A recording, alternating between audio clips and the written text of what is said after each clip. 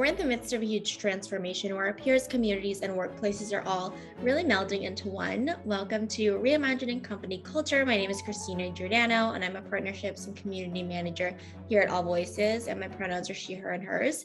Today, I'm very excited to welcome our next guest onto the interview series, Rodrigo Caetano Teixeira.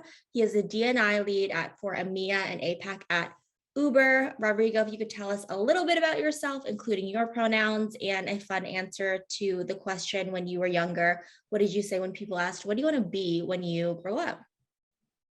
Sure. Hi, everyone. My name is Rodrigo. As Christina mentioned, I'm currently based in Amsterdam. I've been with Uber for 4 years. And I'm originally from Brazil, but I've been living in Europe for almost 9 years now. So I moved around through Hungary, Belgium, and Netherlands.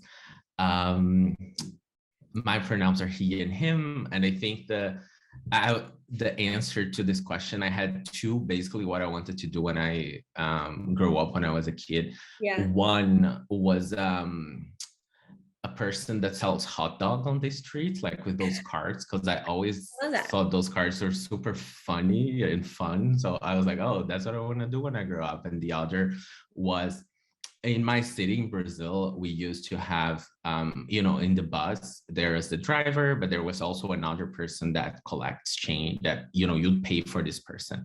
And this person would sit the whole day and just get money. And I was like, oh my gosh, that's a dream job, just sitting the whole day collecting money. So those were the two things I wanted to do when I grew up, when I was a kid. Yeah, I mean, I love those answers. I feel like what you do day to day as a kid, you're just like, I want to do that. That seems like a cool job. And you shared that you've been at Uber for 4 years. You've traveled a lot internationally, lived in different places. How do you think your personal journey has really led you up until this point to be a D&I lead for EMEA and APAC at Uber? And then I know you're moving again for a similar role. So how do you think your personal journey led you to this point? Yeah. That's a big, that's a good question. I've been, thinking a lot about that with my therapist for the past year and a half. Love it. I think the short answer for that is there is one. I always liked this part of, social justice, even though back then this was not what it was called, or at least for me, right? It was not what it was called.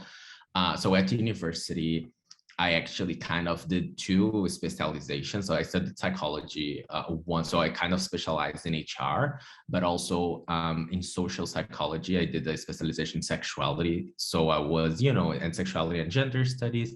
So I was a researcher with a professor of mine in researching, LGBT like teenagers that get kicked out of their homes when they come out to their parents. So I always kind of had those 2 words separated.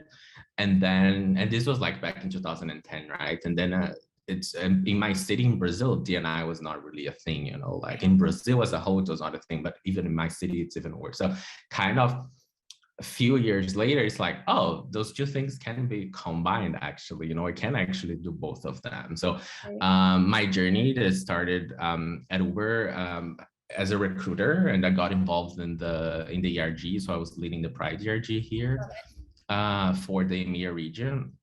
And then there was an opportunity, so I applied. So it was kind of through the ERG that I got started. So the ERG was when it really showed me, hey, there is actually an opportunity for you to get this background in HR and this background that you have in studying gender, race, and ethnicity, this kind of stuff, and put those together. So really at Uber and the ERG was where I saw that, I had the opportunity to do everything that I kind of liked and combine that into my full-time work, I think that's interesting because I have a special place in my heart for employee resource group leaders. I was one at previous companies, and we just did a whole kind of webinar series around the power of ERGs to really help employer branding, the sense of community. I think that's interesting that it's really part of your story into this role. I also wanted to ask, for a company perspective, we're seeing so many people hire D&I program managers and leads. And I wanted to ask not only why you joined Uber, but why you are staying there, why it's important to you to do the work specifically at this company.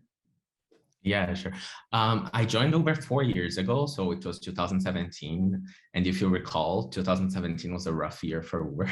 So it was like not easy. It was literally, I was interviewing at the time when Susan Fowler and everything kind of Yeah. broke. And I was in process and I was like, oh, okay, so what is this company, right? Like, What is should I join or no? So yeah. this was actually a true thing. Like when I received my offer to join as a recruiter here in Amsterdam, I was, and I had to relocate because I was living in Brussels at the time. So like, hey, is it worth relocating to a new country with this company that, you know, and in the midst of everything that was going on? Because of the people that I met through the process, I was like, you know what, like I met really good people. Like the recruiting team was really strong and really good. Like not only good at their jobs, but really good people, if you know what I mean. So I was like, I'm gonna, you know, try it.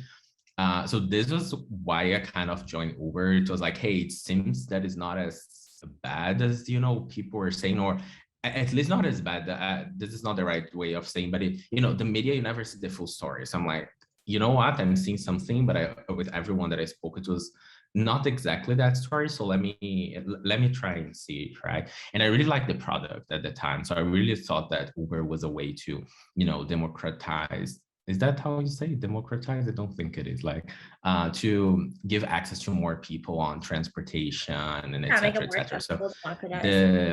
the make it more accessible. So anyways, the company mission I really like. So fast forward 4 years, why I'm still here, that's a good question. And I actually think a lot about that because, you know, I think all of us right now are in a space where we are reevaluating, are we where we want to be? Are we in a company that we want to continue or no? And I think that, you know, the great resignation era is showing us that people Right. are taking that seriously, right? So I actually have been asking myself, and the reason that I'm still here at Uber and that I'm staying more is the opportunity to do different things. So I started as a recruiter, then you know, I was leading the ERG on top of doing my recruiting job. Yeah. Then 2 years, I had the opportunity to join the D&I team full time. In these 2 years, I've had 3 different roles. And now I'm moving to Mexico City to have another role. So, you know, it's a lot of opportunity, and that's important for me right now. So this is why I'm still at Uber. Yeah, I think investing in one's personal and professional growth is so important, and in finding that in an organization who really supports you, I think that speaks volumes. I do want to talk specifically around diversity, equity, and inclusion within the kind of global context and within Sure. kind of the areas that you support as well in terms of EMEA and APAC and soon to be LATAM when you're in Mexico City. How do we define diversity and inclusion? You know, it's dependent on country and culture. What does it really look like in EMEA and APAC that might be different than in, you know, the United States or just like other places? Yeah, I think when we talk about the principles of diversity, Yeah, inclusion, like thinking about equity, social justice, those are the same, right? Those don't change that much. However, how they come about in different cultures is extremely different. So if you think like EMEA, just for context, is Europe, Middle East, and Africa. So today have business in 40 countries. So it's one region, but it's 40 countries. And in these countries, I have countries like Denmark, UK, Egypt, South Africa, and Saudi Arabia. So imagine just those 5, it's extremely different, right? So how you think about what diversity and inclusion means in those aspects is completely different. So we kind of have guidelines that come from global, and then I adapt them to the EMEA reality. And then there are things that we actually do differently for country. I think just to give very brief examples, one is if we're thinking about, and now talking not exactly about Uber, but about society as a whole, if we think about Saudi Arabia, until 2017, women could not drive, for example. So it's a very different reality than if you're thinking about gender equality in the US context, for example, right? You have a country where women couldn't even drive, you know, like 4 years ago. So this is very different. Now, if we think about LGBT, like when we're talking about pride campaigns, communications, today in the world, we have 72 countries where it's illegal to be LGBT and mostly gay. And out of those, 8 still have the death penalty. And most of those countries are in Middle East and North Africa, which is a region that I cover in my work.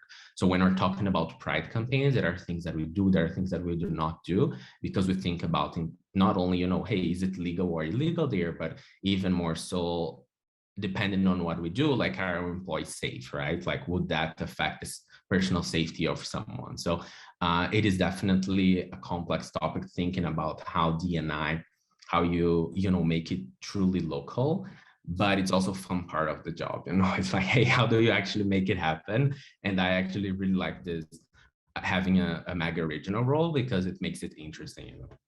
Yeah, I think that's definitely interesting. I think context is important, understanding kind of where you are in the world and how you can make an impact as well is just so different. And I imagine there are other kind of D&I leads at the company as well that cover different kind of geospecific areas. How do you work with the other D&I leads in terms of intersectional events or goals or programming at the company? Yeah, so our team at Uber has basically a matrix organization. So we have, broadly speaking, two teams. We have the kind of S&P team, like our program management / strategy and planning team, and the other, which is D&I business partners.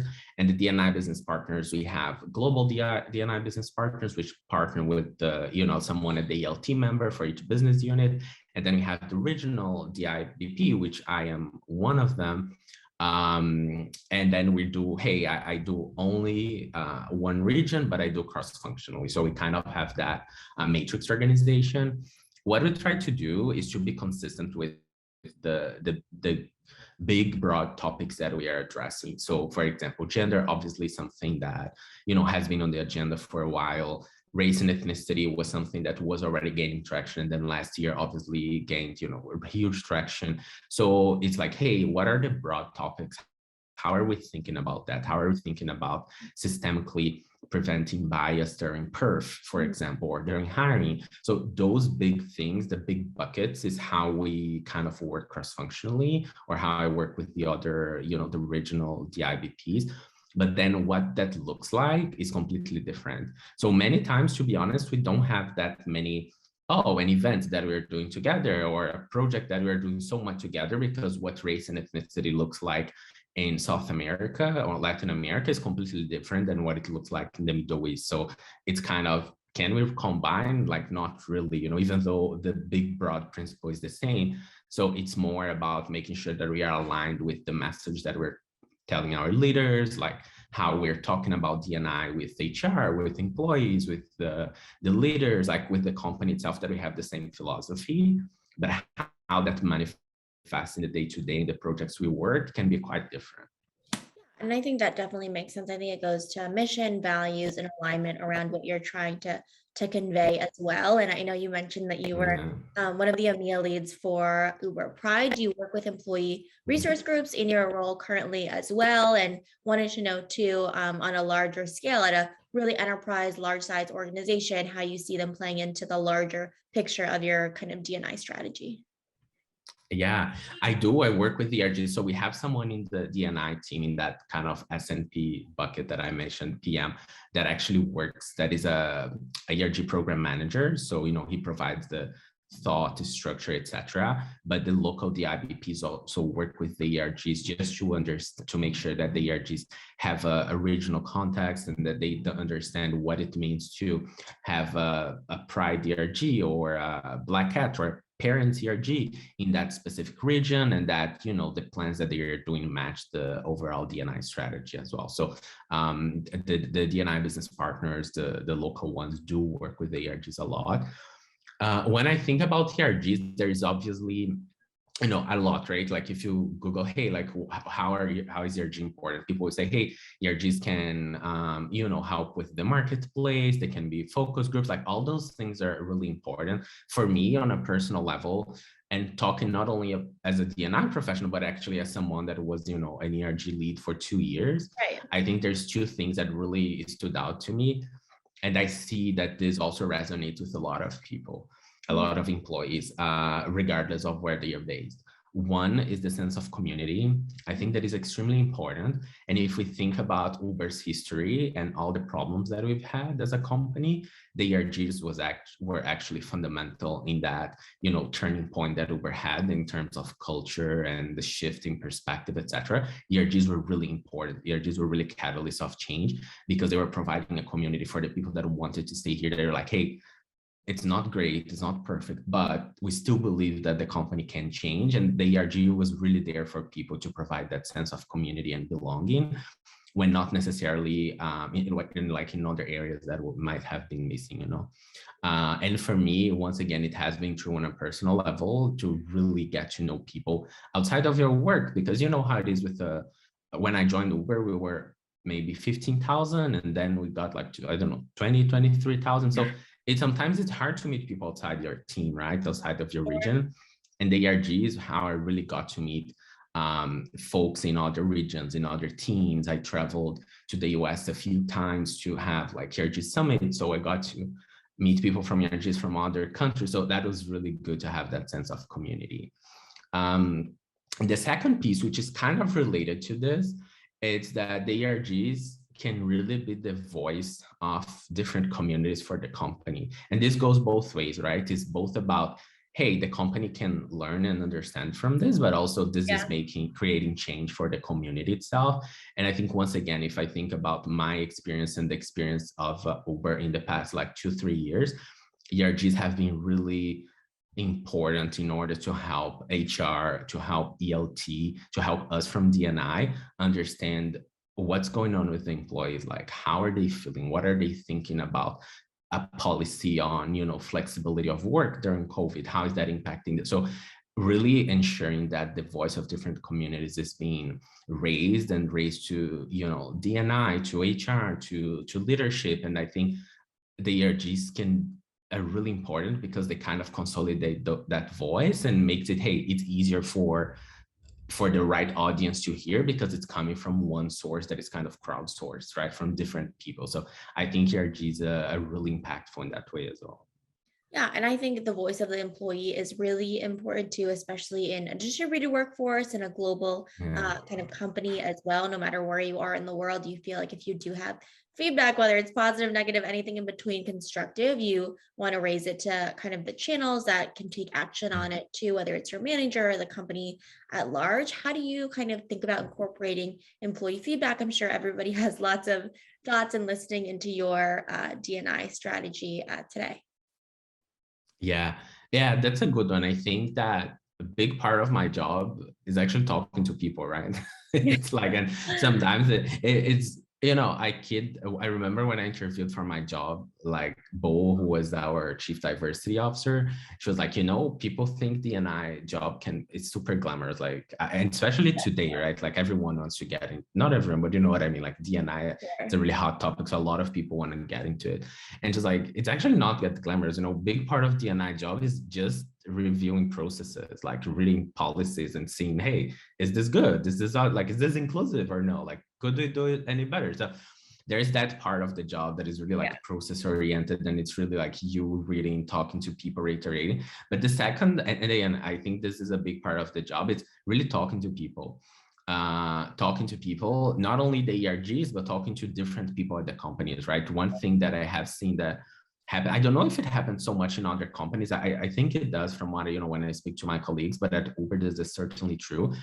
Many times people just put time in my calendar, people that I've never heard about. They're like, hey, I want to share something, like, can I talk to you? So I think it's both on a sense of what comes, like, because there is demand that is coming, but also, again, proactively looking for those opinions. And I think as a D&I professional, this is extremely important because we are D&I like I'm a D&I professional. So theoretically, obviously, like, hey, I understand a little bit about race and ethnicity, understand a little bit about LGBT, understand about people with disability, but like, it's not my lived experience, right? That my lived experience is the only one that I have is like a immigrant, a gay man, Brazilian, like living here. So it's so specific, right? I'm never going to be able to understand everyone's lived experience and how they see things. So proactively going and looking for that is really important as well, and it's something that it's a big part of the job today, you know, and especially in an American company where I'm on the outside. So I really need to make sure that we are getting that right, that we, whenever we're rolling out a global policy, it's truly global, which is not a reality in many American companies. Is like, hey, the global is actually American, right? So I think with me, a big importance of the job as well is just ensuring that whatever we're doing on a global scale is actually global and not catered to one specific geography, you know?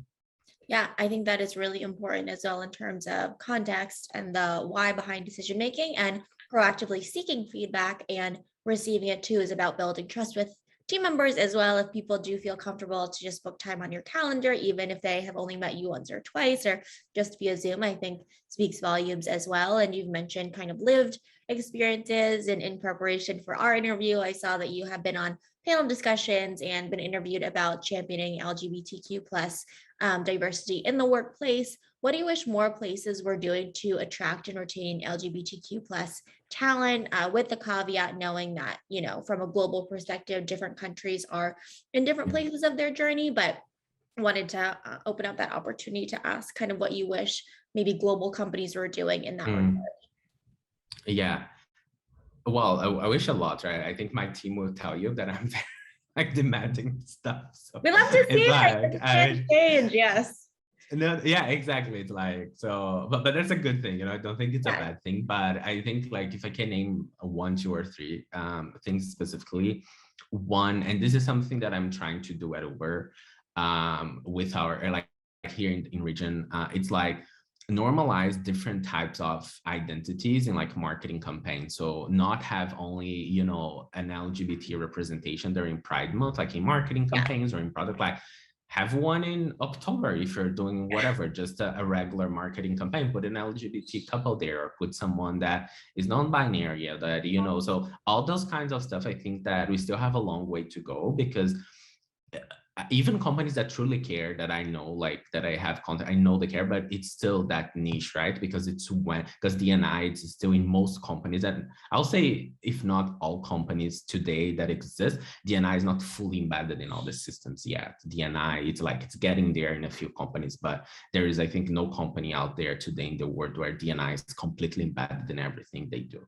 So I think this is one, like to really to normalize, because I think this is also the power of brands, and to your point, especially global brands that are well known, that, you know, if you see an Uber, Coca-Cola ad, like, I don't know, like a Mac ad, an Apple, something like that, that it's like, hey, it helps raise awareness. It helps normalize the conversation in society, because companies are not just companies, right? They are influencers at the end of the day, and they have big power, influencing power. So I think this is one. The other, and this is something that probably it's where most companies lack, including, just to be very honest, Uber, we're not anywhere where I would like us to be, is inclusion of trans and non-binary folks, because I think that there is still a lot of stigma. There is still a lot of problems with recruiting. And when I say problems with recruiting, I'm not even saying necessarily people discriminating, although that obviously happens. We read stories about that all the time. But I'm saying even about, hey, what are the requirements of the job? And then you think about trans population and what they go through, and they get bullied so badly at school that they actually leave school. So then they don't have formalized education, or, you know, all of those things. And then I think the trans population within LGBT is one that is still most stigmatized, and even like mostly killed, right? Like how many especially trans people of color are killed in the US and in Brazil, for example, which are the two countries that mostly that kills the most of trans and in particular trans people of color. So I think those are the two areas that I would like to really see companies companies doing more or being more active in, you know. I would love to also see companies enact kind of more representation in ads, because you're right. At the end of the day, companies, especially large size global companies, have this opportunity to reach so many people kind of in an influencer sense as well. And then our trans population of employees and folks who are looking for jobs and opportunities, I think that's a really important point to highlight as well, in terms of resumes and stories and just those experiences too, and just looking again at the full picture and context. And what we're talking about here, I mean, this is something that I am really passionate about. It seems like you're passionate about as well, but we're talking about large macro level kind of situations and designing policies and strategies. How do you think about, as a D&I professional, your success on a day-to-day level, whether it's, quarterly or annual, just like any metrics where you're like, okay, like this was great work, or you were in those moments of flow, knowing that change doesn't happen overnight, but what are Yeah. your thoughts on that? Yeah, like a ongoing debate with D&I professionals, like how do you measure success? Because I think and maybe some people think differently, but the first thing that comes to mind of, hey, how do you evaluate a D&I professional, is to see the representation numbers, right? Like, hey, do we have more people of color? Do we have more women? Like, do we have more people with disability? But that is a metric that we as a D&I professional cannot control. Like, it's not under my full scope, right? It's not me that I'm the only one, that I'm the only responsible for that. So while I think obviously that is extremely important for my job, and I monitor that and have conversations with leaders, like, frequently, that is not something that is within my control. So I think that when I think about, my own, like me, Rodrigo, in my job today is, hey, those policies that are coming global, that are coming from the US, am I successfully translating that for a reality in my region? Yes or no? So I think that's a big thing for me. Like, am I translating, for example, race and ethnicity? We are now rolling out, this is one of the 14 anti-racist commitments that Uber did last year, to train all people managers in anti-racism. So there is a full day training for people managers on anti-racism. So we started with the US. And I'm now on the works with the vendor that we have on, hey, this one-day program. I told them I don't want one single example for the US in 8 hours, like literally one single example. I don't want that to come from the US. I want everything to be tailored for my region, because race and ethnicity is such a complex topic. So this is one example of, hey, it's with this training, just to make it more tangible. Obviously, I'm gonna check, hey, how many people went? Like, what was the completion rate? Did people engage or no? But it's like, they successfully translate that and made it a reality, so people here could relate and actually advance the conversation. Another thing is, am I equipping my leaders to success? Am I coaching them? Am I talking to them to make sure they are developing themselves? Because you know how it is, that as D&I professionals, many times we don't make almost many of the decisions that are actually important, like, are not ours. It's leaders or talent acquisition or the HRBP, that they are the ones that have to be. So am I, helping those stakeholders actually get more advanced in their D&I journey, and, do, hey, like, I'm influencing them. I'm building lasting and successful relationships. I'm giving ERGs what they need to do their jobs, and what they need to do their jobs, both from freedom, empowerment, but also, am I being able to unlock budget for them? Even though if D&I doesn't have a budget, but I'm being able to have conversations with leaders, so they fund the ERG. So there are all those different things that might not be so, what comes first to mind, but that I think that at the end of the day is what is more important, or what shows that a D&I profession is actually doing their job properly. Yeah, I think bringing it into context, especially with the training that you talked about in terms of examples and storytelling, that's really impactful, and just like making it relevant for people who are in the region, and making it stick on the day-to-day processes. So when they are making these decisions, whether it's hiring or benefits or, what have you, unlocking budget for someone is super important as well. So I think that's really important to highlight for D&I professionals. And then when you are looking ahead, nobody has quite 100% certainty on everything. I think, if anything, this year has taught us that we don't control a lot of things. But what is something that all companies and leaders should really include in their D&I strategy to be successful in the future, as we are, I would say, arguably creating a more equitable workplace, something that where hopefully it's a dynamic process, so it's never a one and done. But what is something that you hope everyone will include? I think he's really making D&I part of the business strategy, Yeah. because if you make D&I part of the business, and not necessarily, there's different ways to do that. Like broadly speaking, there's one way, which is, hey, on the business goals, there is one D&I pillar, whatever that's going to look like, and the other is really to embed D&I principles or goals or whatever it is into the different goals that you already have in the like profitability or marketing CP, like whatever it is. So I think that if you do that, D&I